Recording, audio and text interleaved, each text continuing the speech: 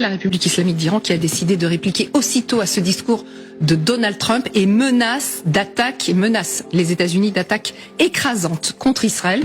Et les États-Unis donc, écoutez. Avec la confiance en Dieu Tout-Puissant, cette guerre se poursuivra jusqu'à votre humiliation, votre déshonneur, vos regrets définitifs et votre capitulation. Après les coups durs et violents que vous avez subis jusqu'à présent, attendez-vous à des actions encore plus écrasantes, plus vastes et plus destructrices de notre part.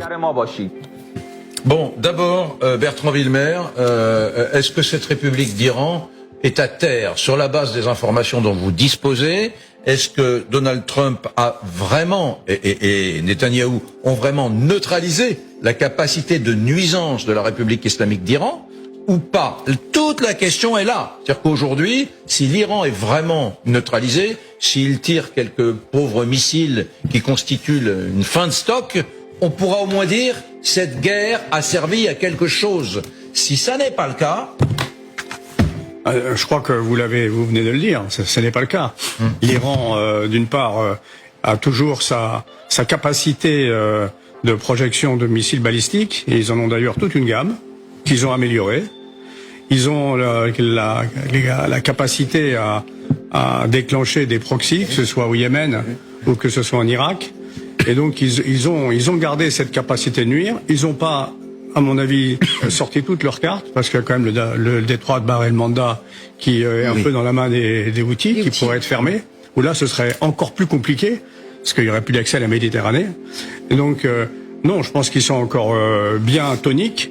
En tout cas, ils ont une stratégie gagnante, puisque le temps joue pour eux, puisque le coût électoral de cette opération avec le temps pèse sur Trump, mais ne pèse absolument pas sur les mollahs. On va rester du côté iranien justement, parce que visiblement le régime a choisi de répliquer par les armes. C'est ce que nous expliquait ce matin Siavosh Ghazi, correspondant RFI et France 24 à Téhéran.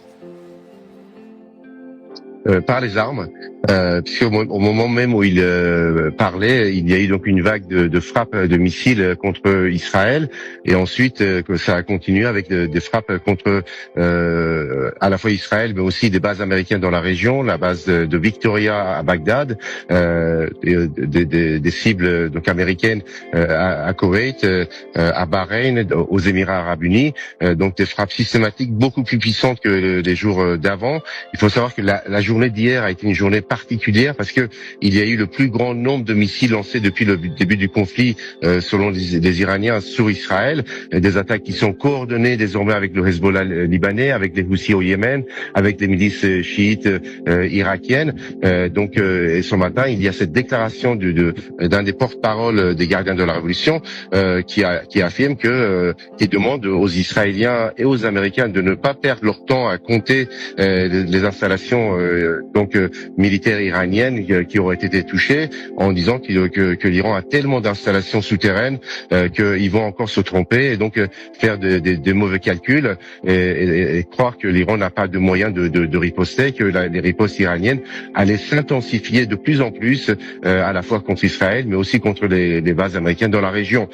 C'est très intéressant ce que dit là le correspondant de France 24 et de RFI à Téhéran, Siavosh Ghazi. On va y revenir parce qu'il parle d'un record de missiles envoyés sur Israël. Juste, je voulais vous dire une chose, c'est que vous savez, on est une petite équipe à LCI, je joue le faux modeste, et on a décidé, Claire Cambier, d'avoir une toute petite équipe qui désormais va suivre quotidiennement la chaîne d'opposition Iran International, et qui va aussi regarder les chaînes de propagande, etc. C'est formidable parce que on va... Je souligne qu'on le faisait... Oui, on le faisait avant. On va le faire encore plus assidûment. C'est un accent qui va être porté dessus pour apporter encore plus de richesse au plateau, encore plus de vidéos et d'interventions qui sont publiées sur ces réseaux et qui montrent aussi les parce que là, c'est très intéressant aussi. Les chaînes de propagande, après tout, sur la Russie, je me souviens au début du conflit, on montrait les propagandistes russes sur les chaînes qui, parfois, allaient bien au-delà de ce que souhaitait Poutine. C'était intéressant, ça nous donnait le pouls des outrances, parfois, des désirs, des fantasmes de la société russe. Eh bien, nous essaierons de faire la même chose avec les chaînes du régime, de la République islamique d'Iran. Ça nous donnera le pouls. Moi, j'aimerais vous entendre. Vous vous rendez compte quand même qu'en quelques semaines seulement, Donald Trump aura réussi à héroïser héroiser les mollahs iraniens. Fallait quand même le faire, ça. Hein. C'est vraiment, enfin, je veux dire, c'est une catastrophe en fait. C'est-à-dire que vous avez raison, on va suivre ce que disent ces gens et on va être là en train de se dire quand même, comme le disait très justement d'ailleurs Renaud hier, qu'est-ce qui résiste au fond les Iraniens contre la première puissance mondiale malgré tout ce qu'ils se sont pris sur la figure. C'est incroyable. C'est vraiment un retournement. Presque de l'histoire qui est en train de se jouer là. C'est-à-dire comment la première puissance mondiale, qui représente normalement les valeurs démocratiques, l'Occident, est devenue à ce point-là pauvre intellectuellement et pauvre moralement pour qu'on en soit aujourd'hui à héroïser les mollahs. Vraiment, c'est une catastrophe, Trump. Trump a fait un cadeau aux mollahs.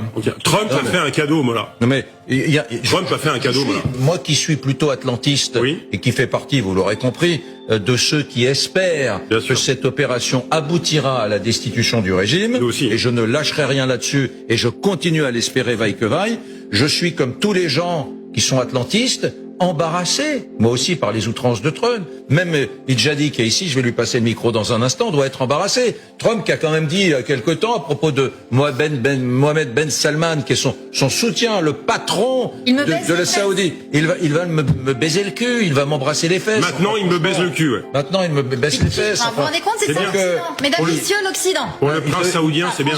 Ça devient difficile, je suis d'accord avec vous, mais écoutez, il faut quand même continuer d'espérer, me semble-t-il.